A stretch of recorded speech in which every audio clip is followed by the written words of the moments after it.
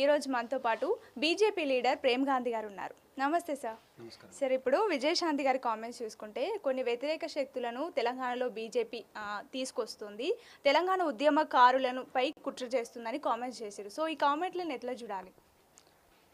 ఆ రోజు మళ్ళీ ఆ వ్యతిరేక శక్తులు అన్నటువంటి వ్యక్తి మళ్ళీ బీజేపీలోకి ఎందుకు వచ్చింది? ఆమె బీజేపీలో కూడా కొనసాగింది కదా. అంటే అర్థమైంది, ఆ వ్యతిరేక శక్తి ఈమెనేనా? అంటే బీజేపీలోకి వచ్చింది అంటే ఆ వ్యతిరేక శక్తి ఈమెనేనా? కొంచెమన్నా ఆలోచించి మాట్లాడాలి. ఆ రోజు భారతీయ జనతా పార్టీ లేకపోతే తెలంగాణ ఏడికైనా వస్తుంది.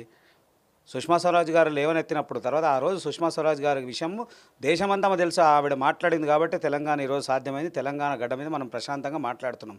మళ్ళీ ఏదో కొత్తగా మాట్లాడడం అంటే ఆ దుష్టశక్తులు కానీ లేదా అంటున్నటువంటి వ్యక్తి ఈమె. పార్టీలో ఉన్నప్పుడు ఒక మాట మాట్లాడుతుంది, పార్టీలో పోయినాక ఒక మాట మాట్లాడుతుంది. అది కాదు కదా. చిత్తశుద్ధితో పనిచేయాల్సిన అవసరం ఉంది.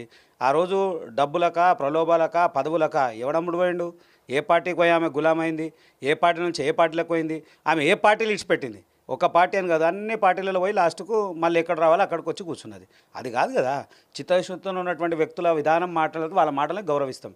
ఇలాంటి వ్యక్తుల మాటలను గౌరవించాల్సిన అవసరం లేదు. వాళ్ళ మాటలకు కూడా ఇంత ఇంపార్టెన్స్ ఇవ్వాల్సిన అవసరం కూడా లేదు. అంటే ఇప్పుడు బలవంతంగా బీఆర్ఎస్ బీజేపీ పార్టీలు నా పార్టీని విలీనం చేసుకున్నాయి అని కామెంట్ చేస్తుంది. సో బలవంతంగా ఆమె చేయాల్సి వచ్చింది. అట్లా బలవంతం చేయాల్సిన వచ్చిందంటే మనం పైసలకు అమ్ముడు పోయినావా, పదవికి అమ్ముడు పోయినావా, అది కూడా బహిరంగంగా చెప్పాలి. అంటే నిన్ను కొట్టిర్రా, కిడ్నాప్ చేసిర్రా, లేకుంటే ఏం ప్రలోభాలు? బలవంతం అంటే ఏదో ఒక ప్రలోభం ఉంటుంది కదా. ఆ ప్రలోభం ఏందో కూడా ఓపెన్గా చెప్పాలి కదా. చెప్తా ఉన్నాడు కదా ఆవిడ, ఏమని? నా ఆస్తులన్నీ అమ్మి పెట్టినా, మళ్ళీ ఆస్తులు అన్నీ అమ్మి పెట్టినప్పుడు నిలబడాల్సిన అవసరం ఉండే కదా. మళ్ళీ ఎందుకు పోయినావు? ఎందుకు ఇది చేసినావు? అది కాదు కదా. నిజంగా కూడా తెలంగాణ గౌరవించింది. ఒక మహిళగా కంపల్సరీ మీరు చేస్తున్నటువంటి విధానం, ఆ రోజు ఉన్నటువంటి తెలంగాణ ఉద్యమంలో మీరు తీసుకున్నటువంటి స్టాండ్ని గౌరవించడం, అట్లనే నిలబడాల్సిన అవసరం ఉండే కదా. పూటకో పార్టీ మాట్లాడాల్సిన అవసరమే ఉంది. పూటకో పార్టీ మారింది కదా. మారినందుకే ఇలా విలువ లేకుండా పోయింది. నిజంగా కూడా ఒకవేళ చిత్తశుద్ధితో ఉండాల్సిన అవసరం ఉందంటే అట్లనే పెట్టిన పార్టీ అట్లేది ఉండేదే, లేదా ఏ పార్టీలు ఉంటే ఆ పార్టీలో ఉండాల్సిన అవసరం ఉండే కదా. పదవీయంగానే పార్టీ మారేటువంటి సంస్కృతి ఉన్నటువంటి నాయకులు గొప్పగా ఏదో మాట్లాడుతున్నారు. అది ముమ్మాటికి తప్పు.